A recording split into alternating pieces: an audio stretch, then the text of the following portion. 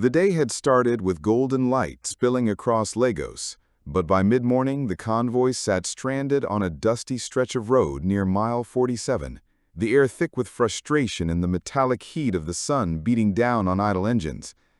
Chief Arinze Okoye, a man whose name commanded boardrooms and headlines, stood near his glossy black SUV, sweat tracing down the collar of his designer Agbada, as three seasoned mechanics argued in circles over what could possibly silence a machine built to conquer any road, while behind them drivers muttered, bodyguards shifted uneasily, and the chief's daughter Kamsi tapped her heel impatiently against the earth, her phone buzzing with unanswered calls from journalists awaiting the groundbreaking ceremony already delayed beyond etiquette. The first mechanic swore it was a fuel pump issue, his voice sharp with misplaced confidence. The second insisted it was a faulty immobilizer, stabbing his greasy finger at a diagnostic tablet. And the third waved his arms about heat soak and air pockets, like he were warding off spirits. But every attempt ended with the SUV coughing mockingly before sinking back into silence, its polished hood reflecting the hot sun like a cruel mirror. And the tension only deepened as street hawkers swarmed closer, selling sachet water and roasted plantain.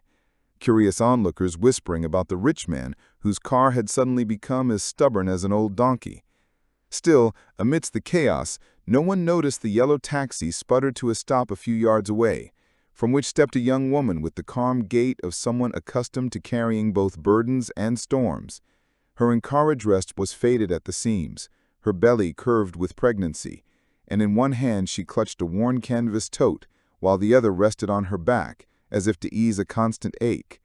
Yet her eyes were not on herself, but on the SUV, watching it with the attention of a healer listening for a heartbeat under the noise of panic. Ada, that was her name, had counted her coins twice before paying the taxi driver, had felt the pinch of poverty as keenly as the pinch of each contraction that had visited her in recent weeks. But where others saw a broken machine, she saw patterns, symptoms, small betrayals of design, because her late father, who once fixed radios under a mango tree and laughed when boys mocked his daughter for preferring wires over cooking pots, had taught her to listen not only with ears but with patience. The crowd continued to swell. The chief barked into his phone about calling the manufacturer. Kamsi shook her head in visible embarrassment, and the mechanics sweated louder than they worked. But Ada edged closer, first ignored, then frowned upon, until she spoke softly, asking if their scanner could read the secondary module or only the powertrain. And the mechanic scoffed, dismissing her like dust on his boots. Yet she stood unfazed, eyes resting on the grill where the intake hid secrets, ears tuned to the faint click of relays that sounded less like silence and more like distrust. She noticed that each time the driver pressed start, the car flinched, alive enough to pretend but unwilling to obey, a stubborn guard dog unconvinced of its master's presence. And she murmured to herself about keys, batteries, and modules, while the crowd's irritation thickened, until even the chief's patience cracked, his face sharp with anger at his own helplessness.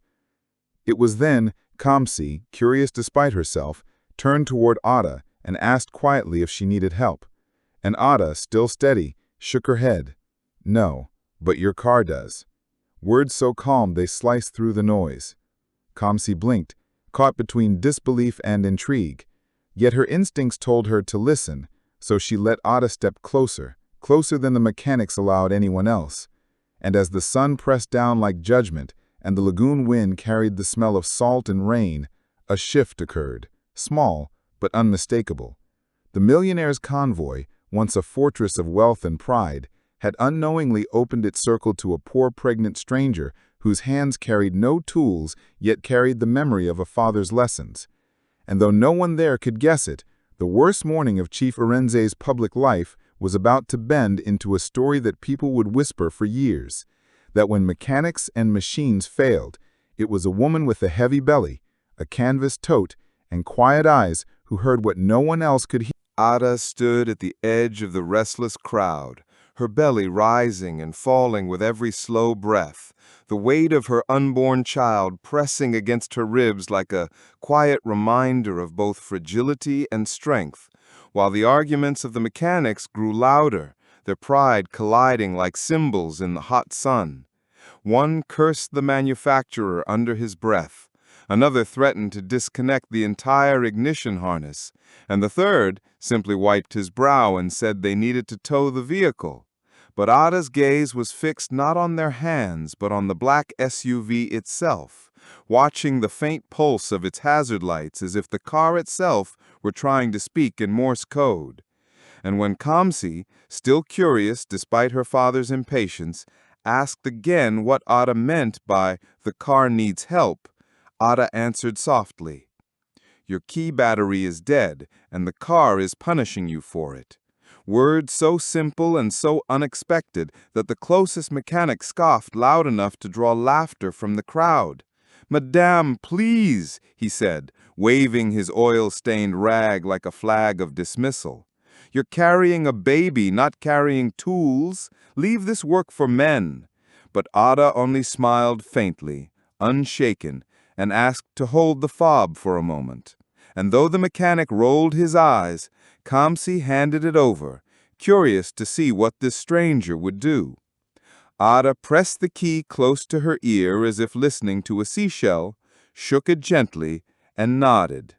"Silent," she murmured, "like a drum without skin," before handing it back, then pointing calmly to the narrow slit in the dashboard where a tracker blinked too eagerly. A small rectangle that most eyes would miss, but hers caught instantly, for she had seen its kind before when men in her neighborhood fitted second-hand cars with stolen devices that often caused more harm than safety.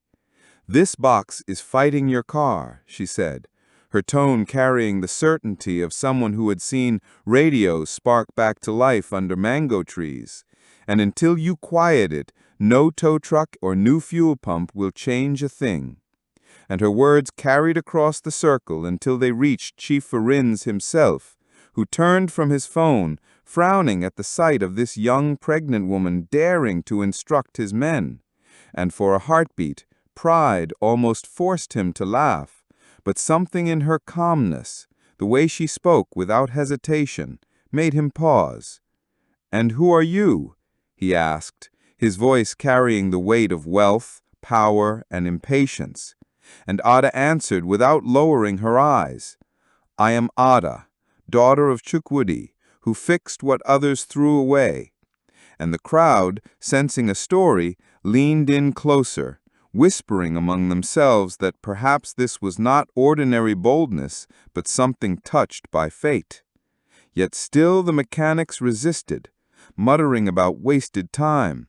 But when Ada bent carefully, resting one hand on her swollen belly for balance, and pointed to the frayed line spliced into the ignition harness where the tracker had claimed dominion, the second mechanic suddenly grew quiet, staring at the wire he himself had overlooked. And Kamsi's eyes widened, realization that perhaps this stranger saw deeper than the tablets and tools combined. The chief studied her, lips pressed thin, then said, "If you truly know this, prove it, for I have already lost an hour." And Ada nodded once, asking only for a paperclip, a coin, and a small length of copper wire, items so ordinary they seemed like a riddle. And while the crowd laughed again, a hawker nearby, sensing a spectacle, quickly offered a box of hairpins, a sachet of batteries, and a bundle of scrap copper he used to mend kettles. And Ada accepted with quiet thanks, her fingers moving with careful precision as she stripped, twisted, and pressed, her belly shifting with the weight of her child as if reminding her that every motion was costly. "If this were you," she said softly, to no one in particular, though the crowd heard her, "would you ignore a warning because it came from an unlikely voice? Or would you listen before pride makes the problem worse?" And for the first time that day, silence wrapped around the convoy. Mechanics, guards, and even the chief himself, waiting to see whether this poor pregnant woman could truly do what their expensive tools could not. The crowd leaned closer as Ada crouched carefully beside the glossy SUV, her swollen belly pressing against her thighs, every movement deliberate like a midwife coaxing a stubborn child. and though the mechanics hovered with folded arms and smirks still hanging on their lips, their eyes betrayed a quiet unease, because deep down they knew she had already seen what they had missed. Ada traced the loom of wires with her gaze, her fingers brushing lightly without pulling, and there, nestled behind the polished panels, she spotted the small foreign tracker, blinking with a sly rhythm, a parasite feeding off the car's nerves, and she whispered, almost to herself, "This is not just security, it is control." And Kamsi, kneeling beside her in her pressed dress, tilted her head, trying to understand. Ada explained softly that someone had spliced the device into the ignition circuit, allowing it to cut power if it sensed something unusual. And in this heat, with the key battery dead, the tracker had become convinced the car was under attack, silencing it like a frightened child hiding under a bed. Her words sank deep into Kamsi's heart, for she had watched her father pour millions into cars, security, and technology, but never thought those very things could betray him in broad daylight. The chief, arms crossed, demanded to know who authorized such a device, and the driver hesitated, mumbling about company policy, which only deepened the silence, for Kamsi's sharp gaze revealed that even she had not been aware of it. And now suspicion crept like smoke into the air, leaving everyone uneasy. Ada straightened slowly, her back stiff, and said with a calmness that silenced even the most skeptical mechanic, "This car is not broken, it is afraid, and until you calm its fear, it will never serve you." And her words, poetic yet precise, spread through the crowd like a parable, making bystanders nod as if they had just been handed wisdom about life itself. The chief narrowed his eyes, torn between disbelief and reluctant curiosity. Then finally, with a gesture heavy as a crown, he told her to proceed. And Ada asked for space, pushing the mechanics gently aside, though she was half their size. And with trembling fingers that somehow never lost their precision, she reached into her canvas tote and brought out a battered multimeter, its casing cracked but still faithful, a relic from her father's days under the mango tree. And as she clipped it to the line, the numbers confirmed what her ears had already known. The car was starving not for fuel or spark, but for trust, its permission stolen by the angry little box. Ada closed her eyes briefly, breathing through another contraction that rippled like a wave across her belly. But she steadied herself and kept working, whispering a prayer her father once taught her. Machines listen when hearts are steady. Then opened her eyes and spoke louder. "What do you think she should do? Should she leave this to men who argue, or should she finish what she started?" And the crowd, almost on instinct, murmured in her favor, their voices rising like a tide. Emboldened, Ada pulled the copper strand from the hawker's bundle, bent it carefully, and began bridging the signal path around the tracker's false veto, creating a direct line from ignition to brain, while at the same time she slipped the new coin-bought battery into the fob and pressed it against the column so the car could feel its master again. Kamsi watched with fascination as Ada, sweating from both heat and labor, constructed a solution with nothing but scraps, faith, and memory. And when she finally leaned back, her face pale but determined, she said only, "Now it will choose," before nodding at the driver to turn the key. The man obeyed, his hands trembling, and for a second that stretched like eternity, the car hesitated, as if testing whether to keep sulking. But then, with a deep growl, it roared to life, its engine purring with a strength that silenced the mocking crowd and made the chief's stern face break into astonished relief. Cheers erupted, mechanics clapped awkwardly, and hawkers danced as though someone had poured joy into the road itself, while Ada, exhausted yet steady, wiped her brow with the edge of her faded Ankara sleeve, whispering to her unborn child, "We fixed it, little one." And though her words were quiet, Kamsi heard them and felt something shift inside her, a recognition that this poor pregnant woman had not only saved their convoy, but also planted a question none of them could ignore. What other truths were hidden in unlikely voices the world was too proud to hear? The engine's roar settled into a smooth, confident purr. But the air around the convoy did not quiet. It thickened with awe, disbelief, and whispers that fluttered from mouth to mouth like startled birds. For no one could deny that it was not the 3 trained mechanics, not the expensive diagnostic tablet, not even the frantic phone calls to the manufacturer that had revived the millionaire's mighty machine, but rather a poor pregnant woman with tired eyes and steady hands.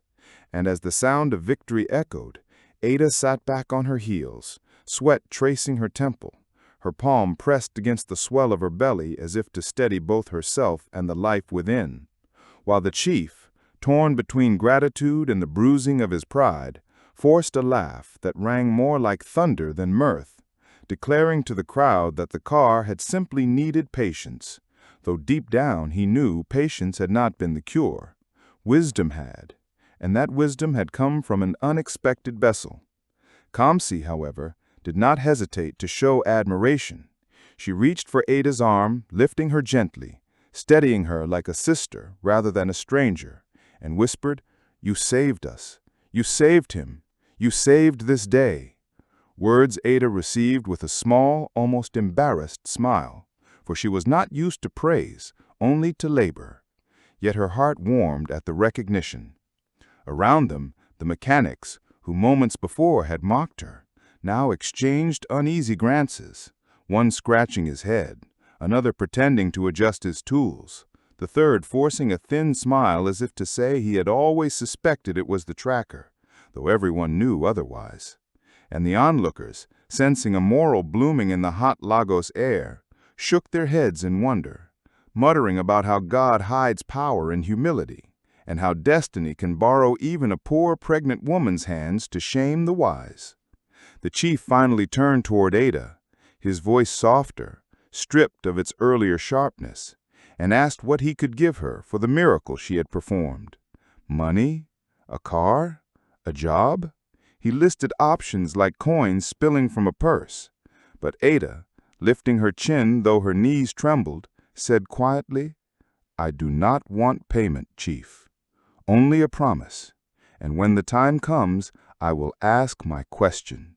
A statement that stunned the crowd more than her repair had, for who rejects a millionaire's reward except someone carrying something stronger than greed?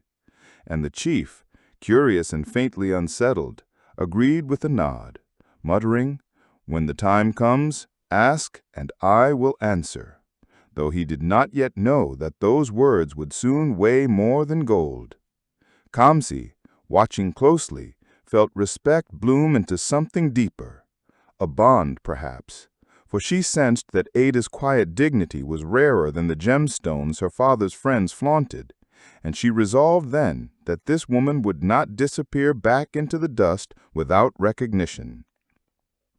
The convoy, now buzzing with a strange new energy, prepared to move again, the drivers climbing into their seats, the bodyguards scanning the road, the crowd dispersing with the satisfaction of having witnessed something worth retelling in roadside bars and evening homes. But Ada, adjusting her tote and steadying her breath against the pressure of another contraction, whispered to her unborn child that they were walking not into the end of a morning, but into the beginning of a story much larger than either of them, a story that would demand courage again and again. As the SUV rolled forward, obedient at last, and the convoy began its slow return to dignity, Ada was guided into Kamsi's car, the younger woman insisting she ride with her rather than be left behind. And though Ada protested softly, she allowed herself to sink into the cool seat, clutching her tote like an anchor, her gaze drifting out the window toward the lagoon where waves slapped against the rocks as if applauding her triumph. The chief, settling into the restored SUV, glanced at the rearview mirror and caught sight of Ada in the sedan behind. And for the first time he felt an unfamiliar humility prick his chest, as though fate itself had sent him a reminder that wealth without wisdom was a house built on sand. But he shook the thought away, telling himself she was just a lucky woman with sharp eyes. Still, deep in his heart, A seed had been planted, one watered not by logic, but by the undeniable truth of what he had seen. And though he did not yet know it, that seed was about to grow into a question he could not avoid. What if the poor pregnant woman who saved his car had also been sent to save his soul? The convoy moved again, tires pressing a rhythm into the dusty Lagos road, the once silent SUV now humming like a beast tamed. Yet the true hum was inside the sedan, where Eda sat beside Kamsi, her body swaying with each bump, one hand cradling her belly, the other clutching the strap of a canvas tote. And though the cool air from the vent washed her face, it could not wash away the growing strength of her contractions, small but steady as waves learning to rise. Kamsi noticed the flicker of discomfort in Ada's eyes and asked softly if she was all right. But Ada smiled with calm defiance, whispering, "He is only reminding me he is near," meaning the child, and then turned her gaze back to the road, where billboards shouted promises of new estates, new towers, new dreams crafted in glass and cement, each one bearing her father's company name, Okoye Developments, as though prosperity could be stretched across a skyline. Ada's eyes narrowed slightly, not from envy but from recognition, because she had grown up in places where those billboards meant exclusion, where children slept on mats in cramped rooms, while luxury estates rose empty nearby, guarded by gates higher than hope. And so when the chief's car slowed before the ceremonial groundbreaking site, arches draped in fabric, cameras blinking awake like 1,000 eyes, a choir rehearsing under a tent, Ada felt a stirring inside her, not just from the child, but from the promise she had carried since the morning began, the question she would soon ask. As she stepped carefully out of the car, Kamsi steadying her by the elbow, Ada saw the crowd already gathered, officials in suits, journalists with eager pens, hawkers circling like moths around light. And in the center of it all, the chief himself mounting the stage with the practiced poise of a man used to microphones and applause, his agbada flowing, his words booming of vision, legacy, and 1,000 homes where Nigerian families could live in dignity. Yet even as he spoke, Ada's heart weighed the truth she had lived, that dignity is not found in marble floors or grand gates, but in the small mercies that make a house a home, in ramps for the crippled, creches for mothers, fair prices for laborers, and roofs that do not leak when storms come. She felt her child kick as if agreeing, and her resolve sharpened like a blade. When the chief paused to draw breath, he gestured toward the newly revived SUV as proof of resilience, laughing off the morning's delay. But then he surprised everyone by beckoning Ada forward, his voice loud enough to command silence. "This woman, whom many of you do not know, saved my convoy today, when even trained men could not, and I promised her she may ask me one question in return for her miracle. Let her ask it now before you all." The crowd buzzed, murmurs rising, for they expected her to request money, a house, a job, perhaps even a car of her own. But Ada stepped slowly, each contraction a quiet war inside her.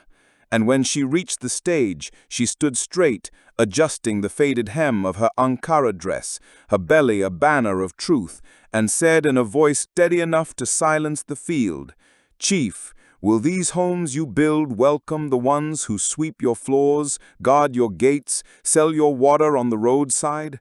Will 1 in 20 be priced so that those who labor can own, not only dream? Will you build creches so mothers like me do not have to choose between our wages and our babies?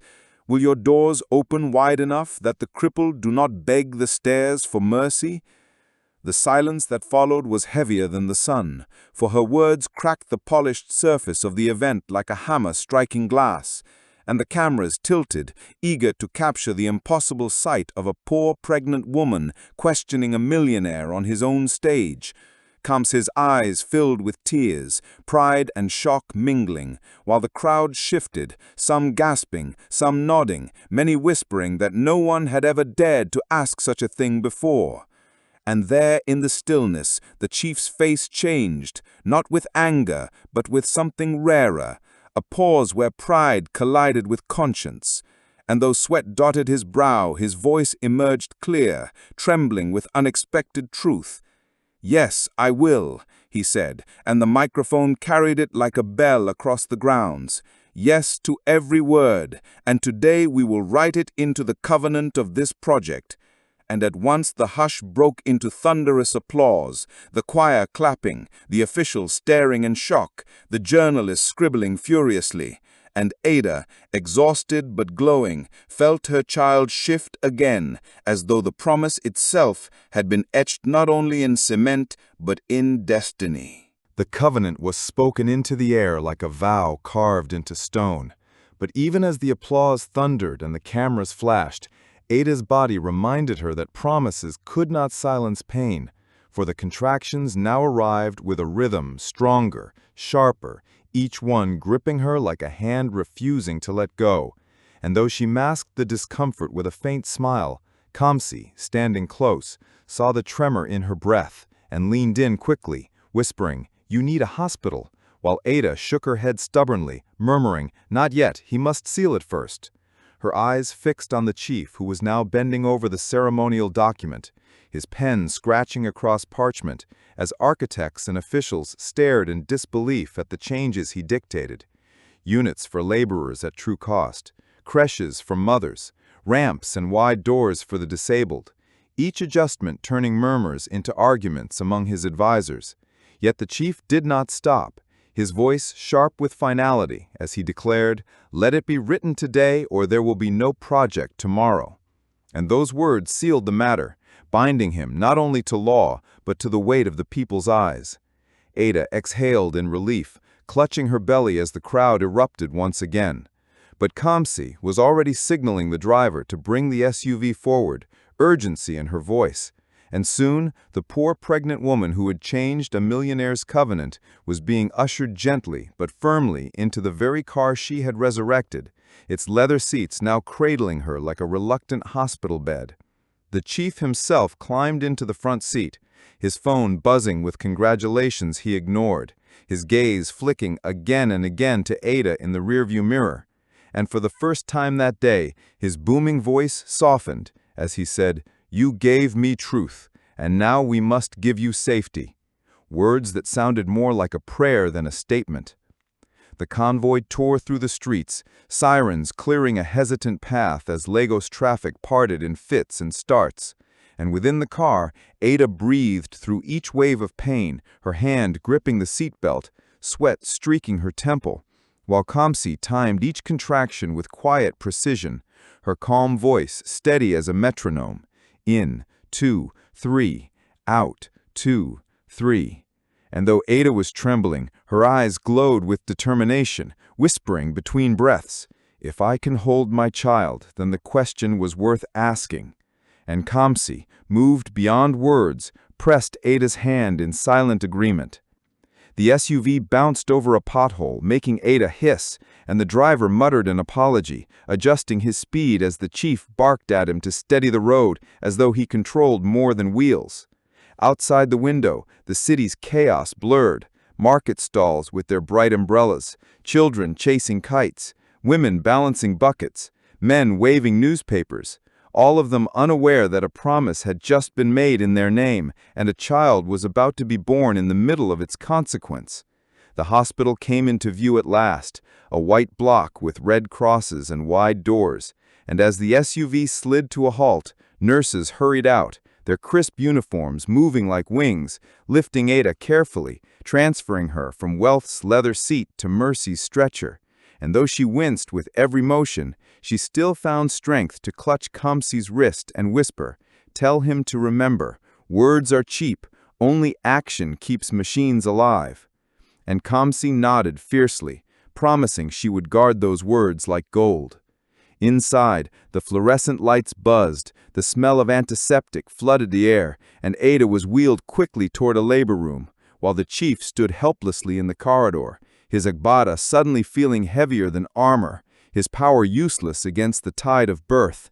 and for the first time in many years, he whispered a prayer not for profits or projects, but for the safe delivery of a stranger's child. In that moment, cameras outside continued to shout his name. Reporters demanded quotes. But within those walls, the true story was unfolding. The poor pregnant woman who had fixed his car and fixed his plans was now about to bring forth a new life, and every promise he had ever made would forever be tied to the cry that was about to echo through that hospital. The hours in the hospital stretched like an endless corridor, the walls echoing with muffled cries, hurried footsteps, and the metallic clink of trays being wheeled past. And in the midst of it all, Ada lay on the narrow bed, her faded Ankara dress replaced by a gown too large for her small frame, her swollen belly rising like a hill under the sterile lights, every contraction pulling a groan from deep within her chest. Yet her hand still clutched the sheets with the same determination she had used earlier to twist copper wires and silence an angry tracker. Kamsi never left her side, holding a damp cloth to her forehead, whispering words of encouragement that sounded more like a sister's devotion than the sympathy of a stranger. And when Ada closed her eyes between contractions, Kamsi whispered prayers into the air, prayers her own mother had taught her when fear came like thunder. Outside the delivery ward, Chief Arenze paced the corridor like a lion caged, his phone buzzing with calls from investors, reporters, and political allies, all demanding his attention.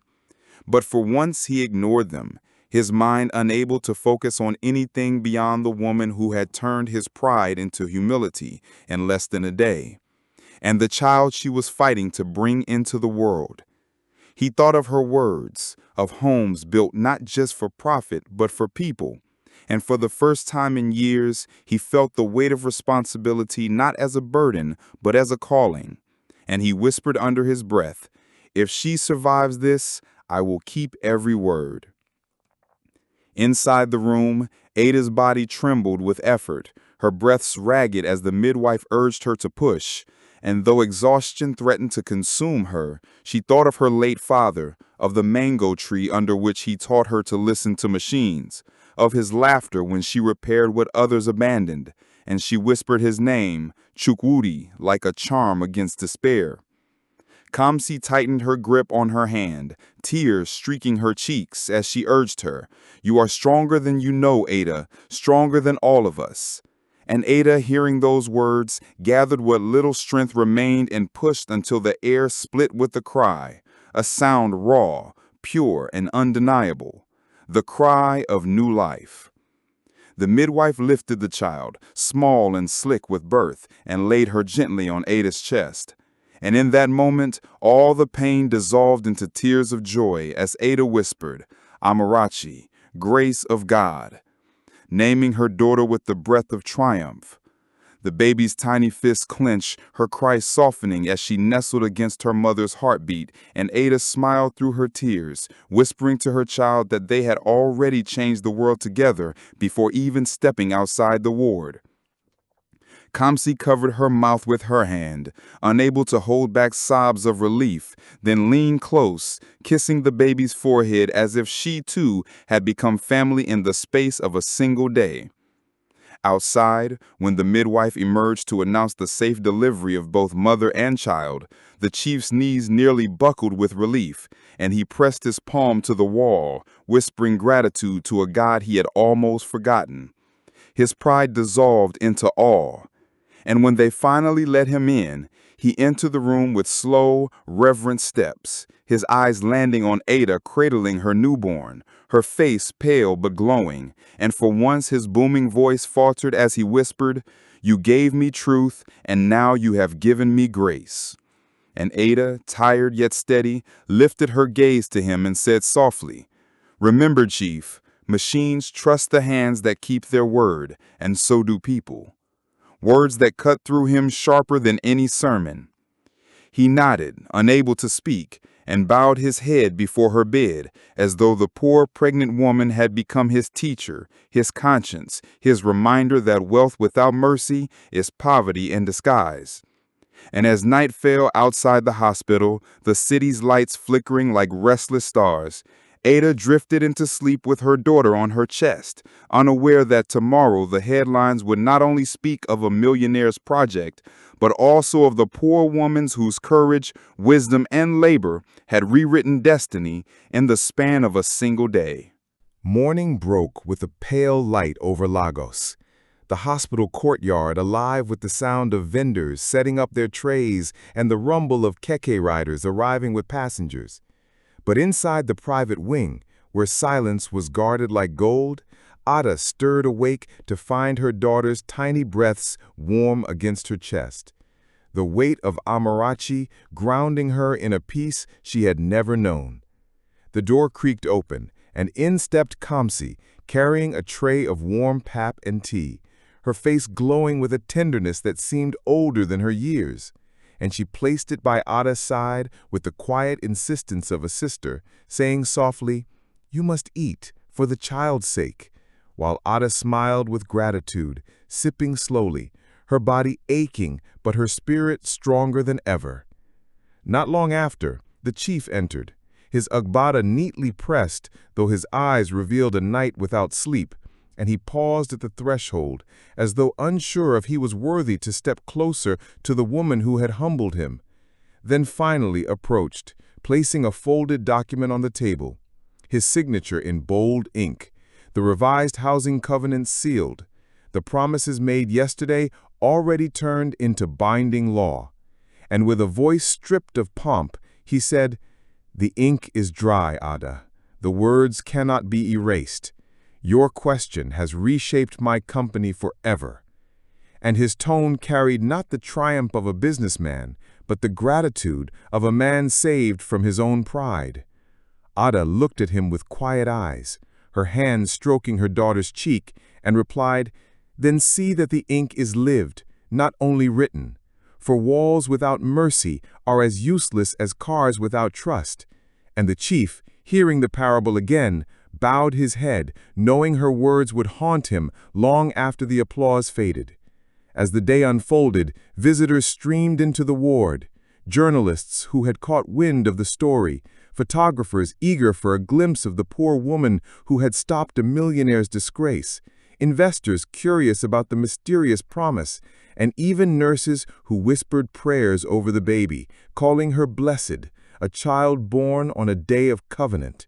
Yet, through it all, Ada remained humble, her eyes never leaving her child for long, her words soft, her spirit unshaken. By midday, the chief gathered the press outside the hospital gates and, with cameras flashing and microphones thrust toward his face, announced publicly that the revised housing plan was inspired by Ada, the woman who heard what none of us could hear, and that every creche, every affordable unit, every accessible doorway would carry her father's name, Chukudi, so that the man who taught his daughter to listen to broken things would be remembered wherever families found shelter. And the crowd gasped, reporters scribbled, and some wiped tears, for it was rare to see a tycoon yield so completely to a stranger's wisdom. Ada, hearing the announcement from her hospital bed, closed her eyes and whispered her father's name with pride, knowing his legacy had traveled farther than mango trees and dusty radios, now etched into the lives of countless families she would never meet. Later in the evening, when the corridor quieted and only Kamsi remained by her side, Ada confided her fears in a trembling voice, how she wondered if she could raise Amarachi in a world still sharp with hunger, still cold to the poor, still heavy with burdens no child deserved. But Kamsi grasped her hand tightly and whispered, "You will not raise her alone, Ada. You are part of us now, part of this family, and as long as we breathe, Amarachi will never lack." And in that moment, Ada realized that her question to the chief had not only built a covenant for strangers, but it also built a bridge into a family she never imagined she could belong to. Outside, the hospital lights glowed against the falling dusk, the city's noise fading into a lull, and inside, the quiet ward, Ada drifted into sleep with her child in her arms, unaware that destiny had only begun its work. For tomorrow she would leave the hospital not as a nameless maid or a poor pregnant woman, but as the woman who fixed a millionaire's car, rewritten his legacy, and birthed a story that would outlive them all. 2 weeks later, the hospital gates swung open, and Ada stepped out carrying her newborn daughter wrapped in a soft yellow shawl, her steps slow but steady, her faded ankara replaced by a new gown Kamsi had insisted she wear, simple yet elegant, as if to declare that her life had shifted from shadows to light. The chief's convoy waited, engines purring, but this time the black SUV bowed in obedience, as though remembering the hands that had calmed its fear, and the crowd that had gathered outside erupted into cheers, chanting her name, calling her the Mother of Truth and the Fixer of Broken Pride, their voices rising like a hymn across the street. Ada lowered her gaze humbly, whispering to Amarachi that fame was a garment too heavy for their shoulders, but destiny sometimes chooses its carriers, whether they are ready or not. At the mansion, reporters swarmed the gates, eager to capture the sight of the millionaire standing beside the woman who had rewritten his legacy. And Chief Arenze did not hide her in the background, as many expected.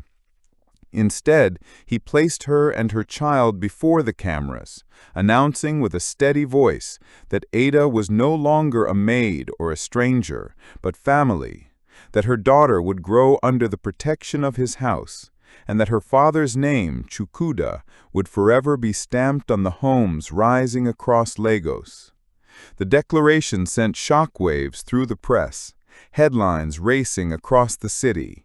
Poor woman who saved millionaire's car now saves his legacy. And Ada's quiet face, framed by her child and the bright gowns gifted to her, became a symbol splashed on newspapers, on television, even on radio stories told in markets. Yet beyond the noise, Ada's heart remained anchored to the small life in her arms, whispering lullabies and promises that no spotlight could eclipse. Months turned into years, and the covenant was kept. The estates rose, but among the marble towers stood blocks of modest apartments with doors wide enough for wheelchairs, courtyards where children played without fear, and creches where mothers left their babies without tears. And in every one of them a plaque read, "The Chukudi Creche, where broken things are mended and new life begins." Families who once thought home ownership a fantasy now walk through their own doors with keys that cost sweat but not blood. And they told the story of Ada to their children as proof that courage lives in unexpected places. Ada herself, with the support of Kamsi, enrolled in night classes, her sharp mind hungry for knowledge, and within a few years she earned her certificate in accounting, eventually joining the chief's company not as a maid, but as an officer whose numbers held weight in boardrooms. She balanced ledgers by day and cradled Amarachi by night, her life no longer fractured by hunger, but woven with dignity. Yet through it all, she remained unchanged in spirit, still carrying her canvas tote, though it now held books instead of wires, still listening carefully before speaking, still whispering her father's wisdom to anyone willing to hear. Machines lie when people make them afraid, but they serve when trust returns. Amarachi grew, her laughter filling halls that once echoed only with marble silence. And whenever she toddled past the black SUV, she tapped its shiny surface as if greeting an old ally, the machine that had refused to move until her mother taught it how to trust.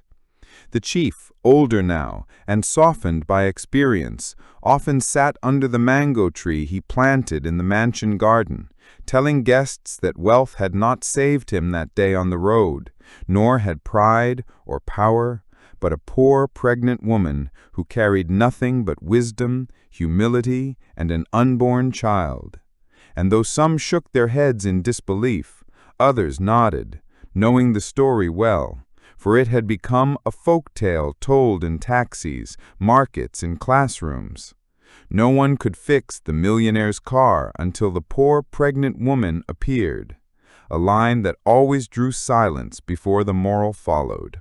Listen to unlikely voices, for truth often hides where pride refuses to look. And so Ada's life, once defined by struggle, became a tapestry of resilience and grace.